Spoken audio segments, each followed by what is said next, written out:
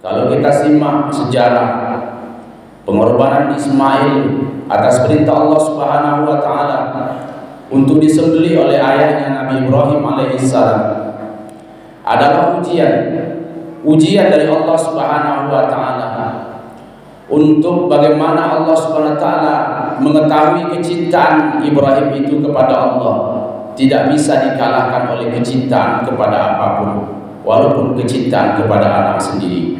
Di dalam surah As-Saffat ayat 102 Allah katakan, Nabi Ibrahim berkata kepada anaknya, qala ya bunayya inni ara fil manam, wahai anakku, ayah melihat dalam mimpi Allah SWT perintahkan aku untuk menyembelihmu. Fanzur ma'za tara, kamu fikirkan bagaimana pendapatmu. Maka Ismail menjawab, Ismail yang ketika itu sudah beranjak remaja sebagai seorang anak yang cerdas dan pintar, Nabi Ismail mengatakan, ya abati fa'al ma tu'maru satajiduni insyaallah minas sabirin. Wahai ayah, apabila itu memang perintah Allah, lakukan ayah, laksanakan ayah, insyaallah ayah akan melihat aku, akan mendapati aku dalam keadaan kesabaran.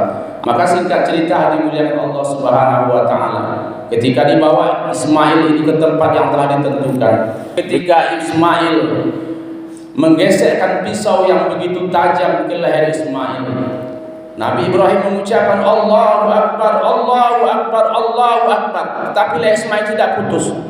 Maka ketika itu malaikat Jibril datang atas perintah Allah mengganti Ismail dengan seekor kibas dari surga, mengucapkan la ilaha illallah wallahu akbar, menyemburlah darah ke pipi Nabi Ibrahim, putus leher, yang putus itulah kibas dari surga. Sehingga ketika itu Ismail berdiri di samping ayahnya mengucapkan Allahu akbar walillahil hamd. Hadirin muliakan Allah Subhanahu wa taala, memang perintah Allah menyembelih Ismail, tetapi Allah tidak mau Ismail ini disembelih. Allah ganti dengan seekor kibas. Allah hanya menguji kecintaan Ibrahim itu kepada Allah. Sejarah ini menjadikan satu ubudiyah kepada Allah, yaitu ubudiyah atau penyembelihan hewan. Maka bersyukurlah, bergembiralah orang-orang yang diberikan kemampuan dalam ibadah kurban ini. Allahu akbar, Allahu akbar walillahil hamd. Kalau kita simak, hadirin muliakan Allah Subhanahu wa taala, ada 3 hikmah yang bisa kita ambil daripada sejarah pengorbanan Ismail ini. Yang pertama, atas nama perintah Allah, maka kita tetap untuk harus melakukannya tanpa ada halangan, tanpa ada gangguan daripada yang lain. Sebagaimana Nabi Ibrahim alaihissalam atas perintah Allah, dia rela untuk memberikan seluruh yang dicintainya sebagai Khalilullah, bapaknya para nabi, tidak bisa membatalkan yang namanya perintah Allah apapun yang akan terjadi. Maka hendaknya kita mengambil pelajaran di sini. Atas nama perintah Allah kita siap untuk tinggalkan apapun, minimal dari hal-hal yang kita anggap sepele selama ini. Begitu azan berkumandang, ini perintah Allah untuk sujud kepada Allah. Sanggupkah kita meninggalkan keinginan-keinginan lain? Bagi kita yang sedang bekerja, bagi kita yang sedang berbicara ngobrol sama teman, bagi kita yang sedang bertugas, bagi kita yang sedang ada tamu, bagi kita yang sedang ada hiburan menonton televisi, bagi kita yang sedang pegang Android di tangan, begitu azan berkumandang, siapkah kita meninggalkan kecintaan-kecintaan kita kepada yang lain untuk mendatangi kecintaan kepada Allah Subhanahu wa taala? Ini yang pertama. Yang kedua adalah patuhnya anak kepada orang tua. Sebagaimana Ismail mengatakan, apabila itu perintah Allah, lakukan saja ayah, insya Allah aku sabar. Maka dimuliakan Allah SWT, hikmah yang kita ambil di sini sebagai seorang anak, selagi orang tua kita patuh kepada Allah, selagi orang tua memerintahkan hal-hal yang diperintahkan Allah, maka jangan sampai kita melawan orang tua kita. Jangan sampai kita menentang orang tua kita. Apabila orang tua memberikan sesuatu kepada kita, urusan itu ada hubungannya dengan perintah Allah, lakukan. Jangan banyak bicara, jangan banyak membantah. Hari ini orang tua menyuruh kita sholat, kadang kita lambat. Orang tua kita memanggil dengan urusan sesuatu keperluan, lama kita mendatangi panggilan orang tua kita. kita menjadi anak yang bangkang dan durhaka kepada orang tua kita. Maka pelajaran daripada kisah Ismail terhadap ayahnya Ibrahim ini menjadi gambaran kepada kita setinggi mana kita taat kepada orang tua menjadi anak yang soleh. Jangan kita menjadi anak yang durhaka. Sebagaimana Allah Subhanahu wa taala firmankan dalam surah Bani Israil ayat 23, wa qadara rabbuka alla ta'budu illa iyyah, dan telah menjadi ketetapan Allah Tuhan kamu, janganlah kamu menyembah kecuali Allah saja. Wabil walidaini ihsana, dan berbuat baiklah kamu kepada kedua ibu bapakmu.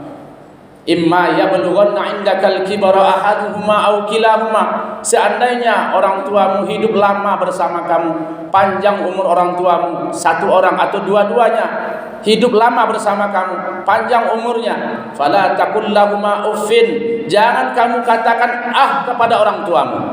Buya Hamka dalam tafsir Al-Azhar mengatakan kata-kata ah atau uffin ini, cis, itu gambaran daki kuku, kotoran yang ada di belakang kuku kita.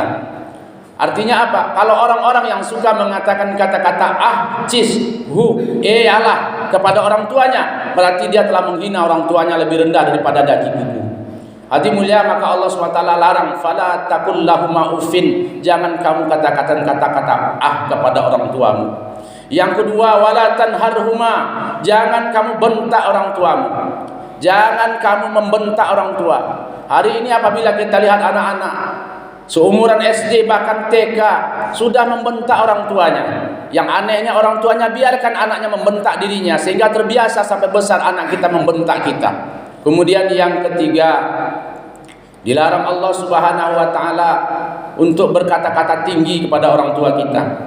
Katakanlah kata-kata yang mulia. Wa qul lahuma qawlan karima, ucapkanlah kepada kedua ibu bapamu kata-kata yang mulia. Hari ini kita banyak berbicara dengan teman kita melalui HP, melalui handphone atau melalui video call. Kita bermesra-mesra dengan teman kita, bermesra-mesra dengan orang yang kita muliakan, mengatakan kata-kata mulia, kata-kata hormat, kata-kata santun kepada orang-orang yang kita telepon, yang kita video call. Tetapi begitu kita berbicara kepada orang tua kita atau kita nelpon orang tua kita dengan kata-kata singkat, ketus, dan kadang-kadang terkesan membentak. Ini terbalik, hadirin muliakan Allah Subhanahu wa taala. Hendaknya kita melunakkan kata-kata kita, merendahkan suara kita di hadapan orang tua kita. Waqfid lahuma janaha dzulli minar rahmah, jangan kamu tinggikan suara kamu, harus rendahkan suara kepada orang tua. Wa qur rabbirhamhuma kama rabbayani shaghira, dan mintakan doa kepada Allah semoga Allah pelihara orang tua kita sebagaimana mereka melihara kita sejak kecil. Hadirin muliakan Allah Subhanahu wa taala, ini pelajaran kedua yang kita ambil daripada kisah Ibrahim dan Ismail. Hargailah orang tua kita, hormati. Jangan sampai orang tua kita tersakiti dengan ucapan kita. Jangan orang tua kita tergores hatinya dengan tindakan kita. Jangan sampai hari ini berpuluh-puluh tahun orang tua menanggung rasa sakit di hatinya, sedangkan kita hari ini belum bisa minta maaf, belum juga menyadari kesalahan kita kepada orang tua. Mungkin hadirin muliakan, kalau ada rintangan dalam hidup kita atau kesusahan, mungkin karena kita sedang durhaka kepada orang tua kita. Orang tua kita belum ridho kepada kita, sedangkan ridho Allah itu tergantung ridhonya orang tua. Allah tidak akan ridho kepada seseorang kalau orang tuanya tidak ridho. Maka ridho Allah itu tergantung ridhonya orang tua. Mintailah ridho orang tua, mintailah ridho orang tua, maka baru minta ridho Allah kepada kita. Hadirin muliakan Allah Subhanahu wa taala. Yang ketiga, pelajaran yang bisa kita ambil daripada kisah ini adalah musyawarah. Musyawarah dalam rumah tangga, karena musyawarah ini adalah perintah Allah, dan segala urusan apa saja, urusan kecil besar yang kita anggap sepele, yang kita penting itu dimusyawarahkan, karena itu perintah Allah Subhanahu wa taala. Walaupun Ibrahim alaihissalam menerima perintah untuk menyembelih anaknya Ismail, tetap Ismail ini dimintai pendapatnya. Fanzur maza tara, bagaimana pendapatmu nak? Maka Ismail mengatakan, kalau itu perintah Allah, ya abatif alma tu'maru satajiduni insyaallah minas sabirin. Wahai ayah, kalau itu perintah Allah, lakukan saja ayah, aku insyaallah akan menjadi orang yang sabar. Maka dalam kehidupan kita, dalam berumah tangga, dalam urusan apa yang harus kita putuskan, terutama kita sebagai ayah, sebagai suami, walaupun kita pemimpin dalam rumah tangga, jangan segala perintah semuanya menurut kita saja. Kita harus dengarkan pendapat anak kita. apalagi anak sudah meningkat remaja atau dewasa, kita juga harus mendengarkan pendapat daripada istri kita, sehingga apabila sudah bermusyawarah, yang akan timbul bukan lagi mudarat tapi maslahat. Kita bermusyawarah atas nama perintah Allah, lalu nanti diputuskan mana yang terbaik, dan berselawat untuk memutuskannya, minta hidayah dari Allah, putusan yang terbaik daripada musyawarah kita. Allahu Akbar, Allahu Akbar, walillahil hamd. Semoga khutbah ini menjadi bahan renungan pada kita semua untuk menjalani kehidupan kita berikutnya menjelang ajal datang. Innallaha wa malaikatahu yusalluna 'alan nabi ya ayyuhalladzina amanu sallu 'alaihi wa sallimu taslima.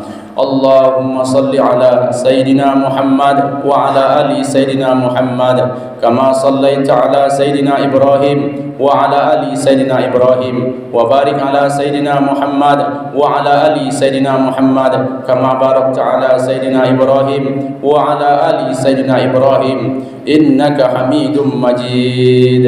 Allahumma ighfir lil muslimina wal muslimat wal mu'minina wal mu'minat al ahya'i minhum wal amwat wa ya qadiyal hajat. Allahumma ighfir lana dhunubana wa liwalidayna warhamhuma kama rabbayana shaghira warhamhuma wa'afihima wa'fu anhuma. Rabbana la tuzigh qulubana ba'da idh hadaytana wa hab lana min ladunka rahmatan innaka antal wahhab. Rabbana hab lana min azwajina wa dhurriyyatina qurrata a'yun waj'alna lil muttaqina imama. Ya Allah, ya Rahman, ya Rahim, inilah kami ya Allah, hamba-hambamu yang lemah ya Allah, hamba-hambamu yang dhaif, menadahkan tangan, menundukkan kepala dalam rumahmu yang mulia ini ya Allah. Ampunkan dosa kami ya Allah, dosa tangan menjangkau yang haram ya Allah, dosa kaki melangkah ke tempat maksiat, dosa mata melihat yang Engkau larang ya Allah, dosa hati yang berburuk sangka, membenci dan mendendam ya Allah. Banyak dosa kami ya Allah, ampunkan dosa kami ya Allah. Ya Allah, ya Rahman, ya Rahim, terutama kepada ibu bapa kami ya Allah. Banyak dosa kami ya Allah, kami menjadi anak durhaka ya Allah, terutama ibu kami yang telah mengandung kami 9 bulan lebih dalam keadaan sakit bertambah sakit ya Allah, melahirkan kami bersabung nyawa antara hidup dan mati ya Allah. Kemudian telah lahir kami ya Allah, ibu kami menyapikan kami, menyusukan kami bertahun-tahun lamanya ya Allah, mengajarkan kami cara memakai pakaian, mengajarkan kami cara menyuap nasi, mengajarkan kami menyisir rambut, menjaga kami bahkan dari seekor nyamuk. Terganggu tidur ibu kami karena kami rewel ya Allah, terganggu makan ibu kami karena kami menangis ya Allah, terganggu sholat ibu kami karena kami cengeng ya Allah. Setelah dewasa, setelah remaja, kami melawan kepada ibu kami ya Allah, kami berpandangan tajam kepada mereka, kami membentak mereka. Ada yang zalim di antara kami, memukul ibu kami ya Allah. Begitu banyak dosa kami ya Allah, ampunkan dosa kami ya Allah. Lunakan hati ibu kami untuk maafkan kami ya Allah, lunakan hati ibu kami untuk relakan dan ridhai kami ya Allah. Begitu juga kepada ayah kami ya Allah, ayah kami yang bersusah payah mencari nafkah untuk kami ya Allah, berhujan dan berpanas siang dan malam tanpa tahu waktu ya Allah. Kadang-kadang dibentak orang, mencari nafkah untuk kami, mencarikan makan untuk kami. Tetapi setelah dewasa kami berlawanan seperti orang yang bermusuhan dengan ayah kami. Di rumah kami tidak berteguran. Ya Allah, ampunkan dosa kami ya Allah, lunakan hati ayah kami untuk maafkan kami ya Allah, lunakan hati ayah kami untuk ridhai kami ya Allah. Ya Allah, ya Rahman, ya Rahim, ayah ibu kami yang masih hidup ya Allah, sehatkan badan mereka ya Allah, beri mereka kekuatan untuk ibadah kepadamu ya Allah, berikan hidayah kepada mereka ya Allah, menjadi orang-orang yang taat dan mendidik anak menjadi orang-orang yang taat pula ya Allah. Apabila mereka dimatikan ya Allah sesuai dengan ajal mereka ya Allah, matikan mereka dalam keadaan husnul khatimah ya Allah. Ya Allah, ya Rahman, ya Rahim, ya Ghafur, orang tua kami ya Allah yang sudah meninggal ya Allah, yang hari ini mereka dikubur ya Allah, menunggu hari kiamat ya Allah. Angkatlah siksa kubur mereka ya Allah, angkatlah siksa kubur mereka ya Allah, ampunkan dosa mereka selama hidup ya Allah, lipat gandakan pahala amal mereka ya Allah, jadikan kubur mereka sebagai taman-taman surgamu ya Allah. Ya Allah, ya Rahman, ya Allah, ya Rahman, beri kami kekuatan untuk mengirim amalan kepada orang tua kami yang ada di kubur ya Allah. Ya Allah, Berikan kami kekuatan untuk mendoakan ibu bapa kami yang ada di kubur ya Allah. Ya Allah ya Rahman ya Rahim. Kami juga punya anak ya Allah. Jadikanlah anak-anak kami anak yang patuh kepada orang tuanya ya Allah. Jadikan anak-anak kami anak yang soleh-solehah ya Allah. Jadikan anak-anak kami sahabat hafiz dan hafizah ya Allah. Jadikan anak-anak kami dai-daiyah ya Allah, memperjuangkan agamamu ya Allah, mendakwahkan agamamu ya Allah. Ya Allah, berikan kepada kami kekuatan menjaga kampung ini daripada maksiat ya Allah. Hindarkan kami daripada musibah dan maksiat di kampung ini ya Allah. Jadikan kami orang-orang kampung ini taat sebagaimana taatnya para sahabat di zaman Nabi ya Allah. Jadikan kampung Tanah Tinggi ini sebagai kampung sebagaimana kampung sahabat Madinatul Munawwarah ya Allah. Laki-lakinya ketika azan berkumandang berbondong-bondong ke masjid salat berjamaah ya Allah. Para perempuan yang menjaga aurat dan kehormatannya di rumah tangganya ya Allah. Sebagai seorang istri menjaga kehormatan mendidik anaknya ya Allah. Ya Allah Rahman ya Rahim. Ya Allah ya Rahman ya Rahim. Jagalah kami daripada musuh-musuh agamamu ya Allah. Rabbana wa la tuhammilna ma la taqata lana bih. Wa'fu anna waghfir lana warhamna anta maulana fansurna 'alal qaumil kafirin fansurna 'alal qaumil kafirin fansurna 'alal qaumil kafirin wansurna 'alal qaumil musyrikin wansurna 'alal qaumil munafiqin. Allahumma ansuril muslimin wal muslimat fi Indonesia wa fi kulli makan. Rabbana atina fid dunya hasanah wa fil akhirati hasanah wa qina azabannar. Walhamdulillahirabbil alamin.